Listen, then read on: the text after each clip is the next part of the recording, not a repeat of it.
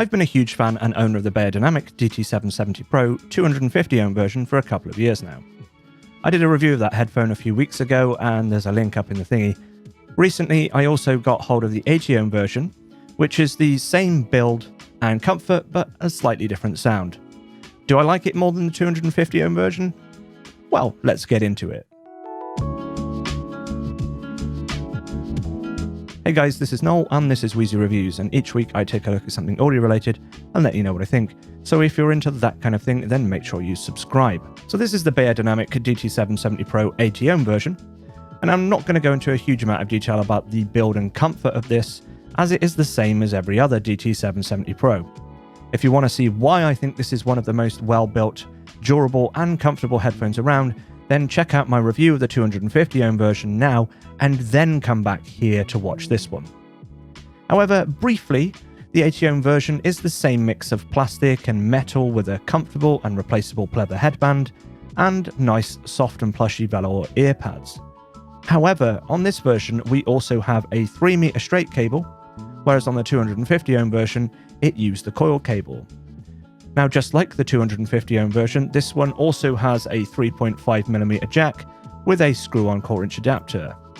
And also, just like every other DT 770 Pro, every part of this headphone is replaceable and user serviceable should any part break, and Beyerdynamic makes all the parts readily available. This truly is a general-purpose studio workhorse headphone. Apart from the cable, the only other difference between the 250ohm and 80ohm versions of the 770 Pro is in the sound. It is often said that the 80ohm 770 is an aggressively V-shaped sounding headphone, and that the 250ohm version is a much more neutral, but on the bright side, and a little bit brighter than the 80ohm version. I really only partially agree with this idea. And actually, I purchased the 250ohm version first, based on the idea that it was the more neutral headphone, but also because I prefer a coiled cable.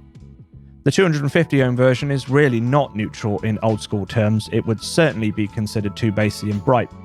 But actually, as someone with a preference for a sound signature closer to the Harman target, I found the 250ohm version to be reasonably close in the bass and mids, but obviously way too bright in the treble. This is not something that overly bothered me, as 99% of my time using the 770 is for general purpose listening and gaming rather than music. On the few times that I did want to listen to music, I would apply some EQ to bring down some of that treble energy. Now, based on the hearsay, I was really expecting an aggressively scooped V-shaped headphone from the 80ohm version. However, this isn't really matched with my experience. Now, perhaps, just like the 250ohm version, it is definitely not neutral by old school standards, but again, closer to the Harman target, apart from in the treble. In fact, I don't find the bass to be much different to the 250ohm version. There is actually quite a bit to talk about with the 80ohm versus the 250ohm, but also the 770 in general. But let's just move straight on to the sound of the 80ohm Beyerdynamic DT 770 Pro. And let me preface this with how I use the DT 770 Pro and thus how I judge them for my own personal preferences, so that you can understand that for me they might work very well, but they might not be everyone's cup of tea. I primarily use the DT 770 Pro for movies, TV, YouTube, and other web content, video games, and other general purpose listening. I don't tend to listen to much music on these. I much prefer to do so on open-backed headphones. So keep that in mind, that my criteria on how these headphones are might not match with yours. However, having said that, at least with this particular unit of 80ohm 770 Pros, I actually really like the sound signature for music. Much more so than I did with the 250ohm version.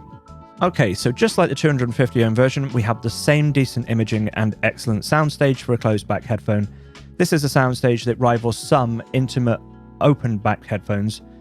The bass is big and has a decent authority. In fact, I would say that the bass on the 80ohm version is faster and more dynamic, has more authority, and is overall of much better quality than on the 250ohm version. It is therefore both more technically able and much more enjoyable, and that is something that really surprised me. Interestingly, the bass on this particular 80ohm version I have here is less boosted and less extended than on the 250ohm version that I have. But because it is much tighter, more articulate, the bass quality is that much better, It has much more energy and impact. Mids are about the same as on my 250 ohm version, which is not to my ears particularly recessed. Actually, I don't think that the DT770 Pro is V-shaped at all, but rather W-shaped based on the appearance of the graphs. I guess it depends on what you consider to be neutral. I do have a preference for a Harman-style bass shelf. Treble is emphasized in the upper treble with the Beyerdynamic signature treble spike at 8 to 9 kHz, hereby named as Mount Beyer. However, this is less pronounced than on the 250 ohm version. Not by much in terms of overall amplitude, perhaps only a couple of decibels. However, where this treble spike differs with the 250 ohm version is how much more extended that spike is on the 250 versus the 80. The treble elevation is much more extended on the 250 ohm version, even remaining quite elevated into the air frequencies, and as a result the 250 ohm sounds much brighter than the 80 ohm version. Much to my surprise, I actually find that I can listen to the 80 ohm version without needing any EQ, and I actually find them really enjoyable to listen to. Now actually, when I first started listening to the 80 ohm version, I had a rather different impression. I was used to listening to the 250 ohm version with pads that were a couple of years old. Now compared to my old 250 ohm, the 80 sounded much more aggressive and bassier. And if I show you the graphs, you can see why. As you can see, the bass is quite similar. The 250 has a little bit more extension. The dip at 85 Hz is moved back to around 70 Hz, where there is a good 5 to 6 dB difference at 70 Hz. The treble spike is also much lower on the 250 ohm version by about 4 decibels. Couple this with the more articulate and performant bass on the 80 ohm, and it at first sounded like a much more aggressive headphone.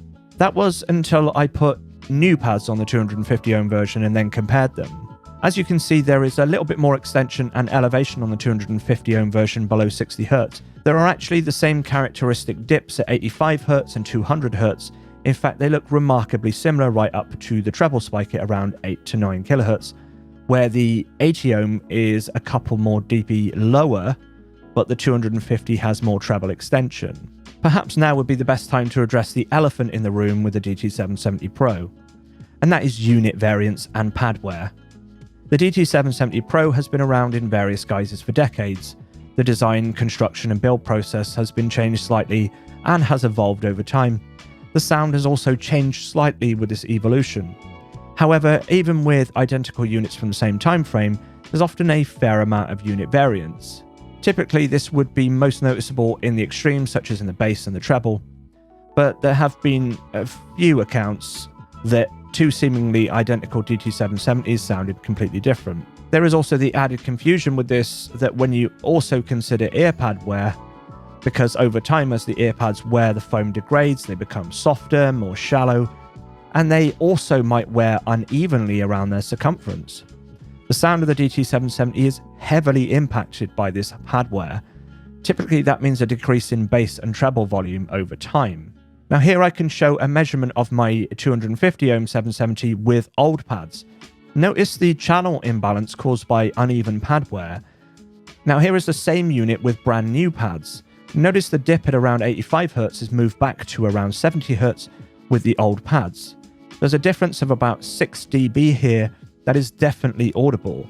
And in the treble, the spike at 8 to 9 kHz is also about 6 dB down with the old pads. This means that it is even more uncertain how any particular unit of DT770 Pro sounds based on when it was manufactured, unit variance, and pad wear. And that's not good for sure. But that also depends on your use case for this headphone. This is not a headphone designed for critical listening, and as a general purpose monitoring headphone, the sound signature might not be all that important. If you're looking for a tough and durable general purpose headphone for TV, movies and video games, which is my primary use case for this headphone, this again isn't that much of an issue. However, for musical enjoyment from a consumer perspective, this is problematic. If you're looking for a closed back for musical enjoyment, you might have to try a few units to find one that has a sound signature that you like. Or you might need to be more comfortable with EQ. I've always said that the DT770 Pro needs EQ for enjoyment of music. Along with the unit variance issues, this is frustrating in terms of recommending these for music consumption. If you are looking for a closed back headphone more for music in this price range, then you might be better off looking for the AKG K371 or the Creative Orvana Live. But at least in terms of this particular ATO unit I have here, I found something that I really enjoy even without EQ. As an all-in-one package of sound, build, and comfort, these work very, very well for me. It's entirely possible that I've been lucky with these 770s that I have here, but there's just something about this headphone that I really, really love, as flawed as it is. I can live with that. But it is a flawed headphone, and that's something that you should consider before you make up your mind. Right, that's going to be it then. If you like this video, then don't forget to leave a like, and if you haven't already, then please consider subscribing. And if you like what I'm doing and you want to support the channel, then check the links down in the description. I'm on Patreon now, so join at any tier and get access to the Discord, or join at the $5 tier or above and get your name over here alongside these legends. And as always, thank you so much for watching, and until next time, have a good one.